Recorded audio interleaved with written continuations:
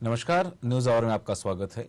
चार बड़ी खबर के कार्यक्रम में आपका स्वागत करता हूं। मैं आपके साथ आपको सूरज पाठक। और आज की पहली बड़ी खबर में हम बात करेंगे मध्य प्रदेश की कैबिनेट बैठक को लेकर, जिसमें ट्रांसजेंडरों को ओबीसी का दर्जा देने के साथ ही कई अहम प्रस्तावों पर मोहर लगी है।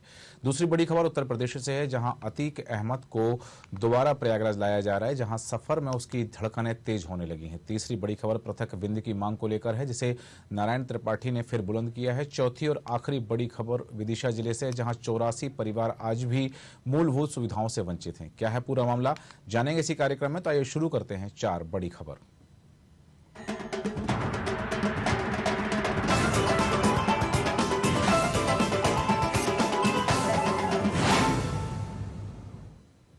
मध्य प्रदेश के मुख्यमंत्री शिवराज सिंह चौहान ने मंगलवार को अपने कैबिनेट सहयोगियों के साथ मंत्रालय में बैठक की है। इस दौरान ट्रांसजेंडर को ओबीसी में शामिल करने और राज्य मिलेट मिशन के प्रस्ताव को स्वीकार करने समेत कई प्रस्तावों को मंजूरी दी गई है। कैबिनेट की निवेश संवर्धन सब कमेटी की बैठक में लिए गए निर्णय के बाद कैबिनेट ने इस पर अपनी हरी झंडी दिखाई है। मध्य प्रदेश में इतिहास का सबसे बड़ा 50,000 करोड़ का निवेश होने जा रहा है। मिर्सस भारत पेट्रोलियम कारपोरेशन प्रदेश के बीना रिफाइनरी परिसर में अपना विस्तारित प्लांट स्थापित करने जा रही है। इससे प्रदेश में प्रत्यक्ष और अप्रत्यक्ष रूप से 2 लाख रोजगार के अवसर पैदा होंगे। निवेश के लिए सरकार भारत पेट्रोलियम कारपोरेशन को बड़ी रियायत भी देने जा रही है। वहीं राज्य मिलेट मिशन के तहत किसानों को मोटा अनाज के उत्पादन के लिए 80% के अनुदान पर बीज उपलब्ध कराया जाएगा। कैबिनेट की बैठक में कई प्रस्तावों को मंजूरी दे दी गई है। प्रत्यक्ष रूप से लगभग 2 लाख लोगों को इसमें रोजगार मिलने की संभावना है। भारत पेट्रोलियम कॉरपोरेशन ने सरकार से कुछ रियायतें मांगी थी। माननीय मुख्यमंत्री जी के नेतृत्व में हम निवेश को लेकर बहुत सजग हैं। लगातार मध्य प्रदेश में निवेश आ रहा है और निवेश के लिए ये जरूरी है कि हम निवेश जो कंपनी कर रही है उसको कुछ रियायतें दें। और हमारी सरकार की बहुत फ्लेक्सिबल नीति है और उसके तहत आज हमने निर्णय लिया है कि भारत पेट्रोलियम कॉर्पोरेशन को इस नए उनके वेंचर के लिए स्टेट जीएसटी में हम 15,000 करोड़ की 15 साल के लिए रियायत देंगे। उसके साथ ही उनको हम 500 करोड़ रुपए का इंटरेस्ट फ्री लोन उपलब्ध कराएंगे और उसके साथ साथ उन्होंने बिजली में 1 रुपए पर यूनिट की रियायत मांगी है, उसको भी आज हमारी निवेश संवर्धन समिति ने अप्रूव किया है। ये मध्य प्रदेश के लिए बहुत प्रसन्नता की बात है कि माननीय शिवराज सिंह चौहान जी के नेतृत्व में मध्य प्रदेश के इतिहास का सबसे बड़ा इन्वेस्टमेंट भारत पेट्रोलियम कॉर्पोरेशन के माध्यम से बीना रिफाइनरी में आ रहा है।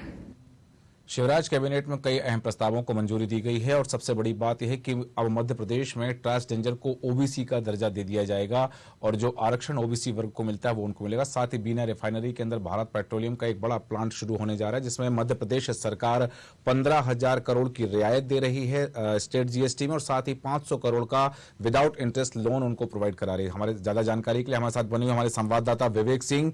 विवेक, शिवराज कैबिनेट के जो फैसले आए हैं उसमें सबसे महत्वपूर्ण बात निकल के जो सामने आ रही है वो आ रही है ट्रांसजेंडर्स को ओबीसी का दर्जा दिए जाने की बात को लेकर के।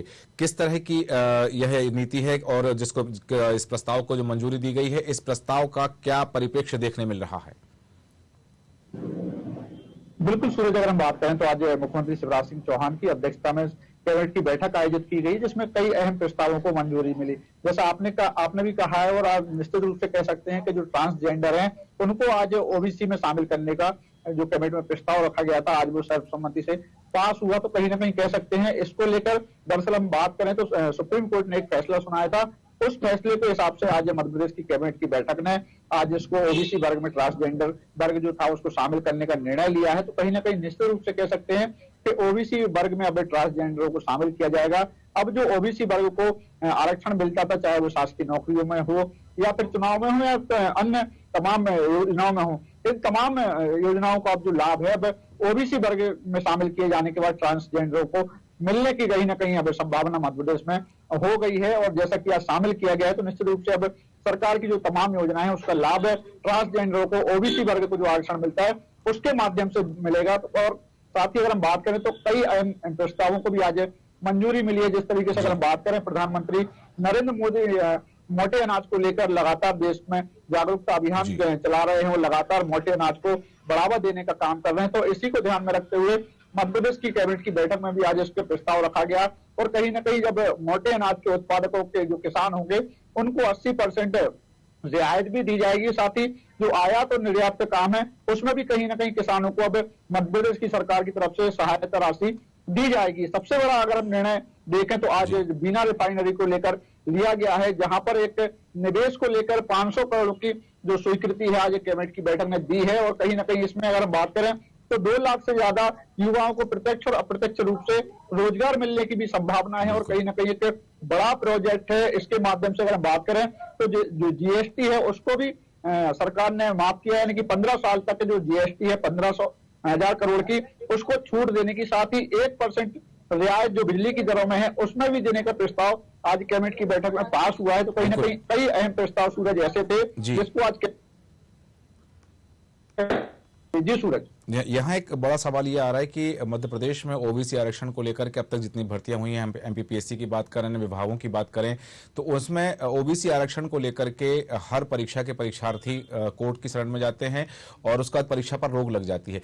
ये शासकीय नौकरियों में जो आरक्षण की बात कही थी 14%, फिर 27%, फिर 27% बढ़ाने की बात कही, तो ये अब जो आज निर्णय लिया गया है, इस निर्णय के बाद में ये तस्वीर साफ हो पाई है विवेक की नहीं, कि अब जो नौकरियों में आरक्षण है, परीक्षाओं में जो आरक्षण है वो कितने %, क्योंकि कहीं ना कहीं कई परीक्षाओं पर अभी भी उस कोर्ट की गाइडलाइन के आधार पर रोक लगी हुई है, तो ये इनको ओबीसी में शामिल करने के बाद में वो तस्वीर साफ हो पाई कि नहीं हो पाई? बिल्कुल सूरज, अगर हम बात करें तो अभी जो ओबीसी आरक्षण की बात आपने कही है कि जो अभी तक कोर्ट में भी, क्योंकि अगर हम बात करें तो 3 विभाग ऐसे हैं जिसमें गृह विभाग है, राजस्व विभाग है और शिक्षा विभाग है। इस पे सुप्रीम कोर्ट ने 27% आरक्षण पर रोक लगाकर रखी है, क्योंकि अगर हम बात करें यह मुद्दा विधानसभा में भी गूंजा था और विपक्ष ने सरकार पर हमला भी बोला था और सरकार की तरफ से अगर हम बात करें नगरीय प्रशासन मंत्री भूपेंद्र सिंह ने इसका जवाब भी दिया था और तत्कालीन कमलनाथ की सरकार पर ही आरोप लगाया था। लेकिन जो ओबीसी आरक्षण का आपने सवाल किया है कि क्या अब इसमें जो 27% आरक्षण है भाई मिलने की संभावना है, तो कहीं ना कहीं जो आज फैसला लिया गया है भाई ट्रांसजेंडरों को ओबीसी वर्ग में शामिल करने का लिया गया है।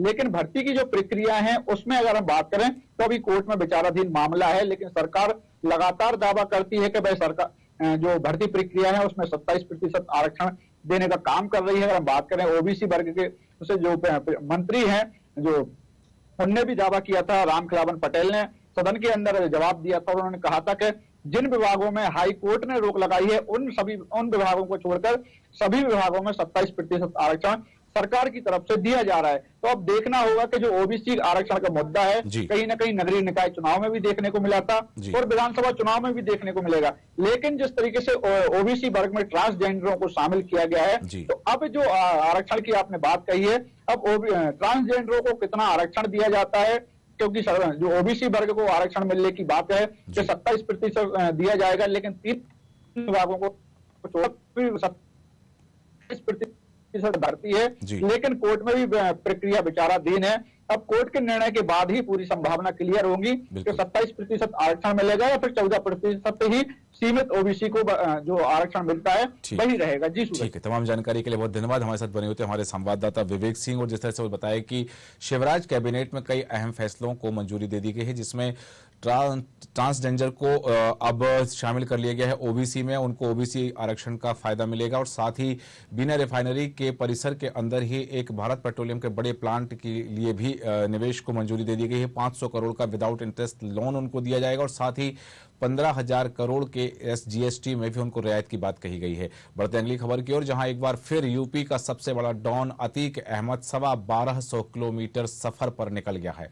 इस बार भी अतीक अहमद को उसी रूट से लाया जा रहा है। साबरमती जेल से राजस्थान के उदयपुर, मध्य प्रदेश के श्योपुर होते हुए झांसी के रास्ते प्रयागराज लाया जाएगा। अतीक को पहले लाने वाली पुलिस टीम ही इस बार भी भेजी गई है। 16 दिनों के भीतर अतीक अहमद एक बार फिर साबरमती जेल से प्रयागराज ले जाया जा रहा है। प्रयागराज प्रयागराज पुलिस अपने साथ उन्हीं गाड़ियों को लेकर पहुंची है जो पिछली बार लेकर आई थी। कई घंटों की कागजी कार्रवाई के बाद अतीक को साबरमती जेल से बाहर निकाला गया है। जेल से बाहर आते ही अतीक को फिर से एनकाउंटर का डर सताने लगा है और उसने कहा कि ये मुझे मारना चाहते हैं। अतीक अहमद को इस बार काफी सुरक्षा व्यवस्था के बीच लाया जा रहा है। पुलिस वैन में सीसीटीवी कैमरे लगे हुए हैं। उसे बायोमेट्रिक लॉक वाले पुलिस वैन में रखा गया है जिसका एक्सेस कुछ ही पुलिस कर्मियों को दिया गया है। इसके साथ ही पुलिस कर्मियों को बॉडी वॉर्न कैमरा पहनाया गया है। कई जवान बुलेट प्रूफ जैकेट पहनकर मुस्तैद हैं।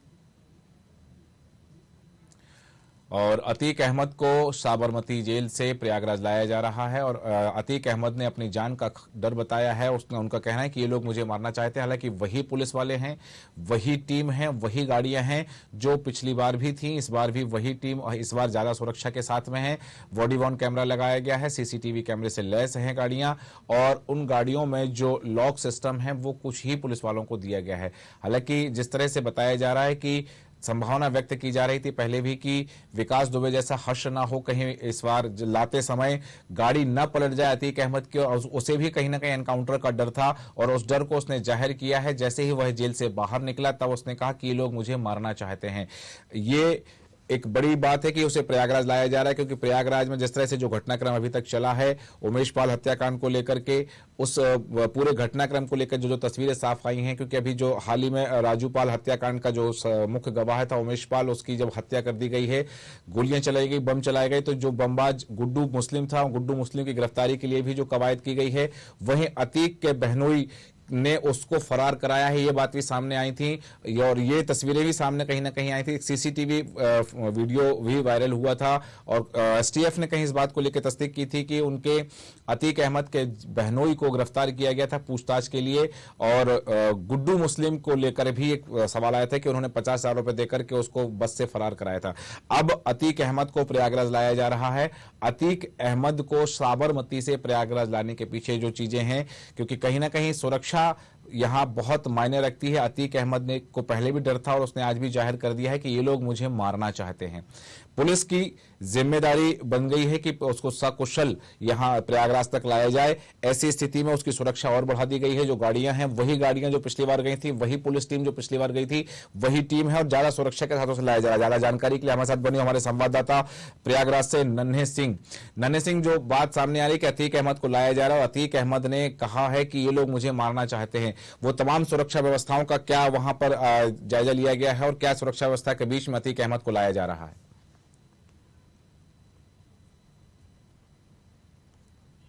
जी नन्हे सिंह, आप सुन पा रहे हैं हमें? नन्हे सिंह, आप तक हमारी आवाज आ रही है?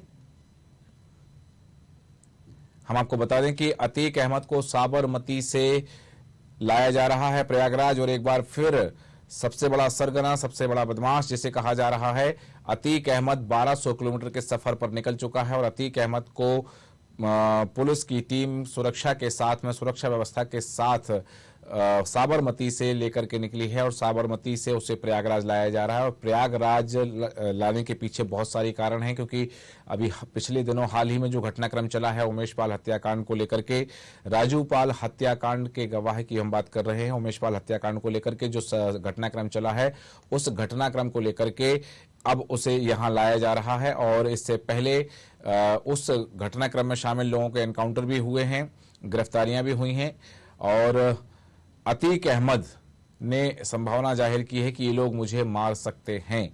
वो उसका इशारा पुलिस वालों की तरफ है और कड़ी सुरक्षा के बीच में अतीक अहमद को साबरमती से प्रयागराज लाया जा रहा है। नन्हे सिंह हमारे साथ बने हुए हमारे संवाददाता। नन्हे सिंह, क्या सुरक्षा व्यवस्थाएं हैं और अतीक अहमद को प्रयागराज लाने के पीछे की जो वजह है वो क्या है? जी, अभी हम आपको बताना चाह रहे हैं संवाददाता, जो इलाहाबाद में अभी इसके 16 दिन पहले अतीक अहमद को जिस तरह से प्रयागराज लाया गया था, प्रयागराज में उनको उमेश पाल जो अपहरण कांड में जो आजीवन कारावास हुई थी, आज उमेश पाल हत्याकांड में उनको वांछित बनाया गया है, जो जेल में रहकर षड्यंत्र लगाने का आरोप लगा। उनके परिवार को किस तरह से इसमें जो है सभी आरोपित बनाया गया है। और आज जिस तरह से प्रयागराज की पुलिस वही टीम पहुंचती है, वही गाड़ी, वही सुरक्षा कर्मियों के साथ इस बार जो है पुलिस अपने जो नए टीम का जो इलाम हार जो आप देख रहे होंगे, कैमरे में आपको दिखाई दे रहा होगा कि जो इस तरह से प्रयागराज की जो कागजी कार्रवाई तभी वारंट लेकर के जब प्रयागराज की पुलिस साबरमती जेल में पहुंचती है तो अतीक अहमद वहां से जैसे निकलते हैं तो अतीक अहमद जो था इस तरह से अपनी जान को खतरा बताते हैं कि इतना खौफ है उनके अंदर कि हमें प्रयागराज से जो है हमें चाहते वीडियो कॉन्फ्रेंसिंग से भी करा सकते थे, लेकिन मेरी हत्या कराना चाह रहे हैं सरकार। ठीक है, जैसा कि अतीक अहमद ने भी संभावना व्यक्त की है कि ये मेरी हत्या करना चाहते हैं, ये मुझे मारना चाहते हैं। और यहाँ एक सवाल और आ रहा है कि अतीक अहमद की पत्नी पर जो इनाम की राशि भी बढ़ाई दी गई है तो उनके विषय में कुछ पता चला है। और ये जो टीम यहाँ, जैसे आपने बताया पिछली बार वही टीम गई थी, वही गाड़ियां गई थी, तो एसटीएफ के भी कुछ अधिकारी शामिल हैं इसमें? जी, हम बताना चाह रहे हैं कि एसटीएफ और एसयूजी जो टीम थी वही था जो 40 एसओजी की टीम जो प्रभारी बनाए गए थे, डीसीपी जो यहाँ पे नए डीसीपी जो थे उनको भी उसी टीम में लगाया गया था। इसमें जो पहले जो रूट था बाई रूट से उनको लाने की, वही बाई रूट से जो है उनको लाया जा रहा है। और 16 दिनों के बाद ये दूसरी जो है पार्ट 2 है योगी सरकार का, जिस तरह से खौफ है प्रयागराज में। ये अतीक अहमद आप इस समय खौफ में अपने आप को कह रहा कि मुझे जो है अगर बाई रूट जो ले जा रहे हैं, जो जिस तरह की दूरियां इतनी हैं, और मुझे जो है इस तरह से प्रयागराज में जो है मेरी हत्या कराई जा सकती है, रास्ते में एनकाउंटर हो सकता है, मेरी गाड़ी पलट सकती है, उसके अंदर खौफ जो है वो बनी है बराबर। ठीक है, तमाम जानकारी के लिए बहुत धन्यवाद। हमारे साथ बने होते हमारे संवाददाता प्रयागराज से नन्हे सिंह। और जिस तरह से बताया जा रहा है कि अतीक अहमद को वहां साबरमती जेल से प्रयागराज के लिए लाया जा रहा है और गाड़ियां रवाना हो चुकी हैं। अतीक अहमद ने अपनी हत्या की संभावना जताई है कि उसे ये लोग मारना चाहते हैं। और जो एक पहले खौफ था अतीक अहमद का, अब अतीक अहमद खुद खौफ में है कि उसे डर है कि उसकी जान जा सकती है, उसे मारा जा सकता है। ये योगी सरकार का नया पैंतरा है कि जिनके बारे में पहले खौफ था, जो खौफ फैलाते थे, अब वो खुद खौफ में आ गए हैं। ये योगी सरकार का जो पैंतरा है प्रयागराज से खौफ की पाबंदी करने का, खौफ को खत्म करने का। बढ़ते हैं अगली खबर की ओर, जहां मध्य प्रदेश में बीजेपी और शिवराज सरकार को तगड़ा झटका लगा है। विधानसभा चुनाव से ऐन पहले सत्ताधारी पार्टी के एक विधायक ने नई पार्टी बनाने का ऐलान कर दिया है। इतना ही नहीं, उनकी पार्टी का पंजीयन 15 अप्रैल तक पूरा होने वाला है। समाजवादी पार्टी के साथ बीजेपी और कांग्रेस से चुनाव मैदान में अपनी किस्मत आजमा चुके विधायक नारायण त्रिपाठी ने अलग विंध्य प्रदेश की मांग लेकर ताल ठोक दी है। विधायक त्रिपाठी का कहना है कि उन्हें केवल विंध्य की 30 सीट चाहिए, जिसके बाद अलग विंध्य प्रदेश का सपना साकार होकर रहेगा। दरअसल लंबे समय से अलग विंध्य प्रदेश की मांग को लेकर अपनी सियासत कर रहे नारायण त्रिपाठी ने आने वाले विधानसभा चुनाव से पहले अपना मंसूबा साफ कर दिया। वहीं त्रिपाठी के इस कदम पर बीजेपी वेट एंड वॉच की स्थिति में नजर आ रही है। तो कांग्रेस का कहना है कि कुछ भी हो, नुकसान तो बीजेपी का ही होगा। कांग्रेस तो विंध्य से पहले से ही मजबूत है। विश्वास और दावे के साथ कह सकता हूं कि हम मध्य प्रदेश का पुनर्निर्माण कराएंगे।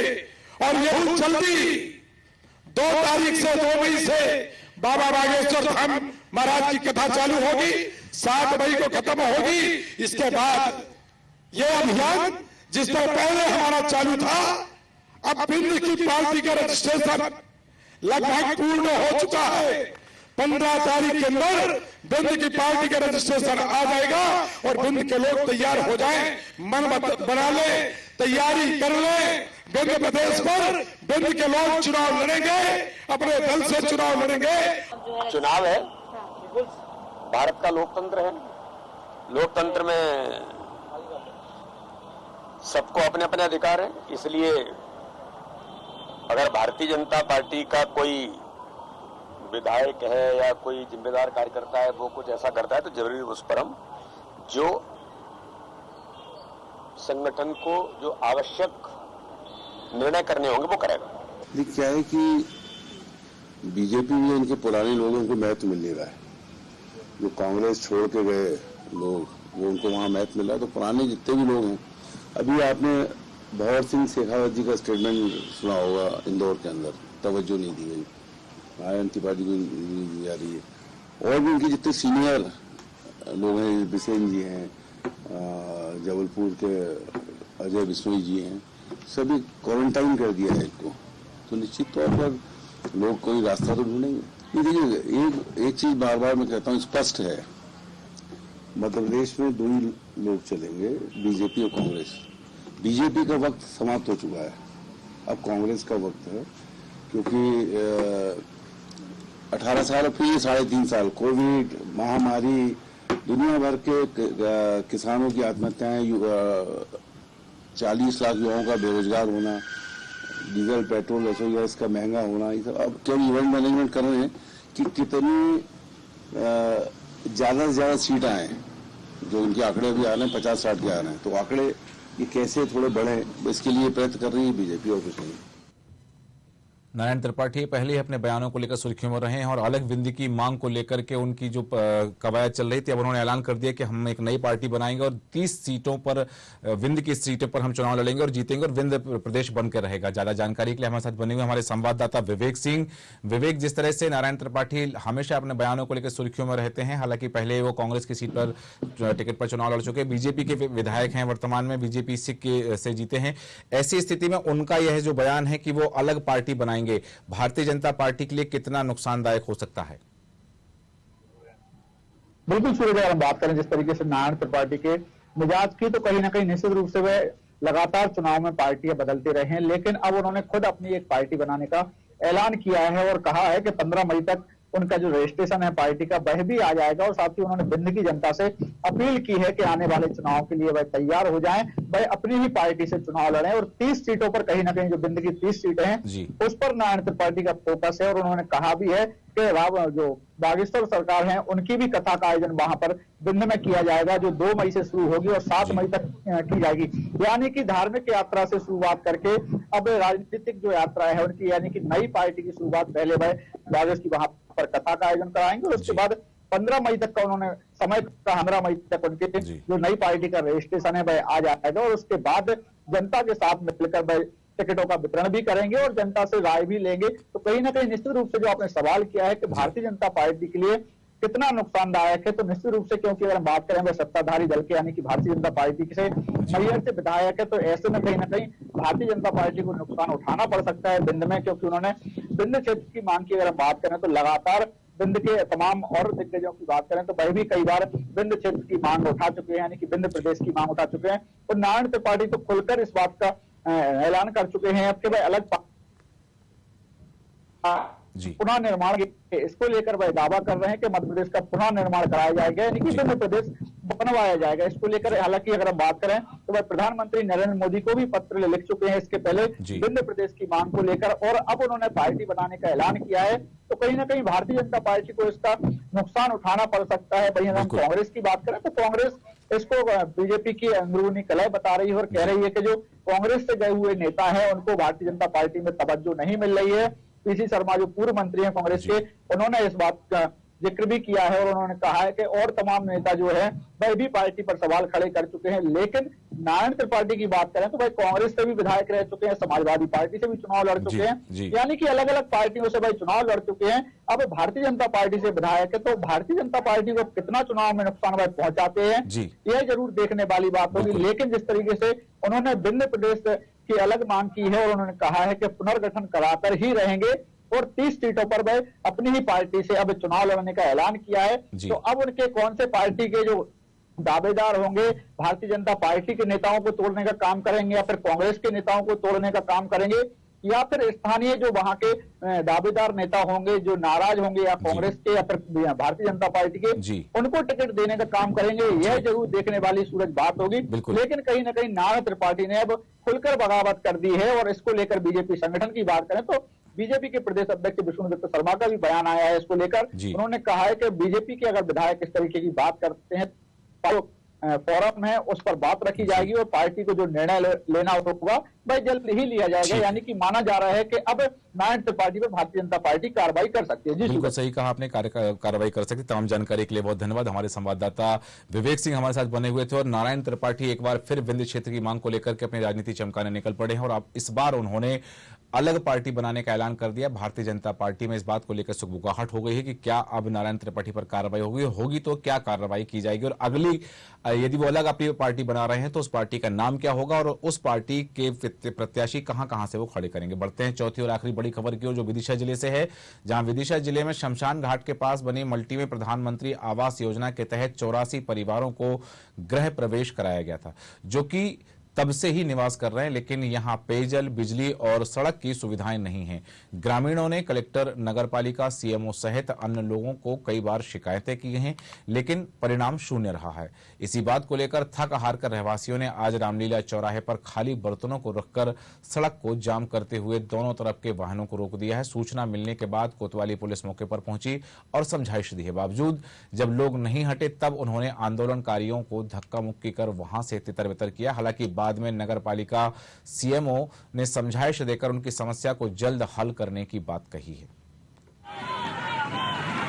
सर, हमारे वहाँ सड़क, पानी और बिजली, 3 चीज़ों की बेसिक सुविधा दिए बगैर नगर पालिका ने हमें ये दे तो दिए हैं, बोला 3 महीने में हम आपको ये सुविधा भी उपलब्ध करा देंगे, मगर 3 महीने तो क्या 4 महीने 6 महीने हो चुके हैं, अभी तक ना पानी, ना सड़क और ना लाइट आया है। और टैंकर भी आज 4 दिन से नहीं आया, जिससे हम लोग बहुत परेशान होकर फिर हमें जहाँ धरना देना पड़ा।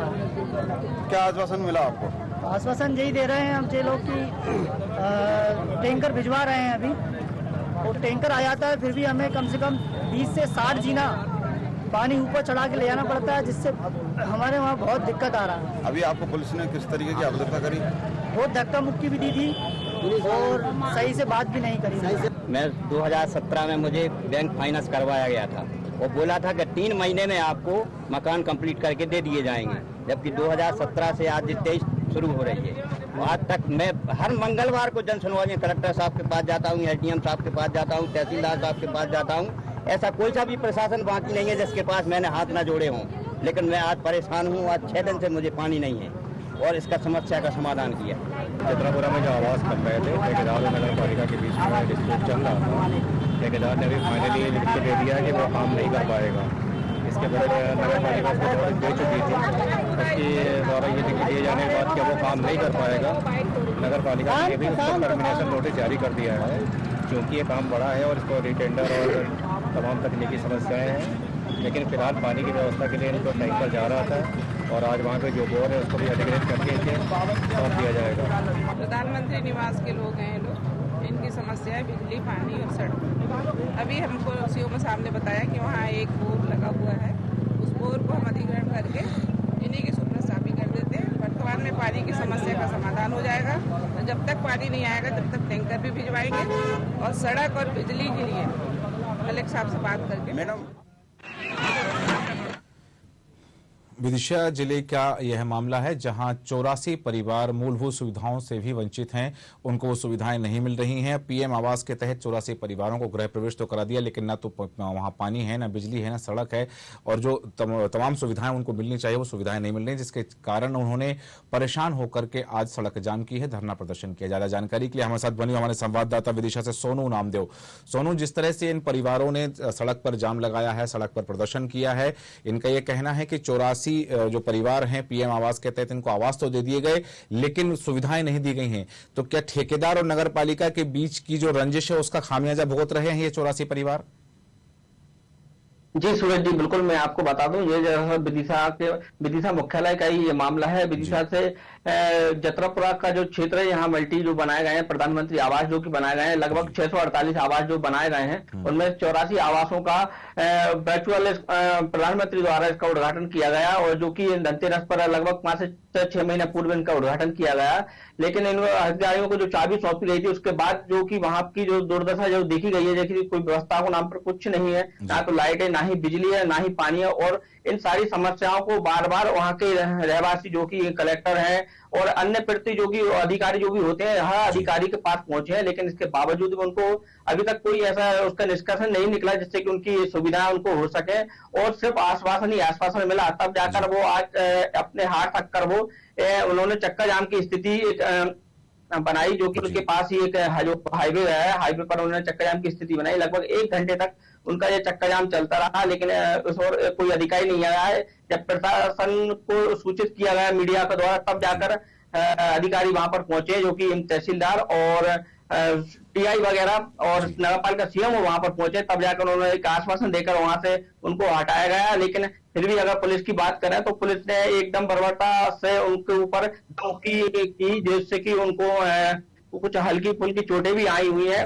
और उन पर एक मतलब उनको ऐसा उनको बना बोल दिया था, उनको ऊपर एक दबाव सा बना दिया गया था कि हम उनके ऊपर कार्रवाई कर देंगे अगर वो यहाँ से नहीं हटे तो। जी, ठीक है, जैसे कि बताया जा रहा है कि पुलिस ने बर्बरता भी की है, पुलिस ने उनके साथ बल प्रयोग भी किया है, धक्का मुक्की भी की है। वो अपनी मांगों को लेकर के वहां पर प्रदर्शन कर रहे थे। हालांकि स्वाभाविक बात है, सुप्रीम कोर्ट की गाइडलाइन भी है कि बेवजह सड़क जाम नहीं की जा सकती, चक्का जाम नहीं लगाया सकता। लेकिन समस्या चक्का जाम की नहीं है, समस्या इस बात की है कि ये जो रहवासी यहाँ रह रहे हैं, 84 परिवार जो रह रहे हैं, इनको सुविधाएं क्यों नहीं मिल रही हैं। जब पीएम आवास जिस ठेकेदार को यह काम दिया होगा कि काम बिल्डिंग बनानी, तो तमाम चाहे बिजली की सुविधा हो, सड़क की सुविधा हो या फिर पानी की सुविधा हो, तो इन सुविधाओं से ये लोग अभी तक वंचित क्यों हैं? जी बिल्कुल, जब मल्टी जो बनकर तैयार हो गए थे, लेकिन इनमें भी कुछ खामियां जो कि रह गई थी, जो कि ठेकेदारों द्वारा रह गई थी खामियां, और कहीं ना कहीं भ्रष्टाचार की अगर बात करें तो भ्रष्टाचार ही हो। जब इसी कारण यहाँ पर ठेकेदारों ने जो कि पूरा काम नहीं किया है, ना तो वहां सड़क है जो चलने के लिए, किसी को सड़क जो होती है चलने के लिए सड़क भी नहीं है, और बिजली भी नहीं। अंधेरे में वो रहते हैं, अंधेरे में अपने चिमनी उजालों में वो उनको पूरा रात से जो कि उनका रात का जो समय होता है पूरा निकलता है। पानी के लिए वो इधर उधर भटकती है। लगभग जो टैंकरों थोड़ा बहुत पानी उनके लिए मिलता था, तो वो पानी भी अब 5 से 6 दिन हो गए उनको पानी नहीं मिला। वो बहुत दूर दूर से पानी भरकर लेके आ रहे हैं, तब जाकर आज वो इतनी उनको व्यवस्था करने पड़ी कि मजबूर हो गए वो। ठीक है, कि उनको इस तरह का आंदोलन करना पड़ा। जी ठीक है, तमाम जानकारी के लिए बहुत धन्यवाद। हमारे साथ बने होते हमारे संवाददाता विदिशा से सोनू नामदेव। और जिस तरह से ये 84 परिवारों को प्रधानमंत्री आवास में आवास तो आवंटित कर दिए गए, लेकिन जो सुविधाएं उनको दी जानी चाहिए, चाहे सड़क की बात करें कि उनको अपने घर तक पहुंचने की सड़क नहीं है, वहां उनके घरों में बिजली नहीं है, और पानी की बात करें तो जो मूलभूत सुविधाएं है, पानी जिसके बिना इंसान जीवित नहीं रह सकता है, पानी भी उनको नहीं मिल पा रहा है। यहां तक कि टैंकर से जो पानी सप्लाई हो रहा था पिछले 4 से 5 दिन से बताया जा रहा है कि पानी वो टैंकर भी नहीं पहुंच रहा है। ऐसे में ऐसी भीषण गर्मी में, जहां गर्मी बढ़ रही है, गर्मी की विकरालता बढ़ रही है, ऐसी स्थिति में सूखे कंठ यदि वो सड़क पर अपनी मांग को लेकर के आते हैं तो पुलिस उनके साथ बल प्रयोग करती है, धक्का मुक्की करती है। ये बात सामने आती है। अब देखना दिलचस्प होगा कि इन रहवासियों की समस्या का समाधान कब तक होगा। 4 बड़ी खबर में इतना ही। बन रही न्यूज आवर के साथ। नमस्कार।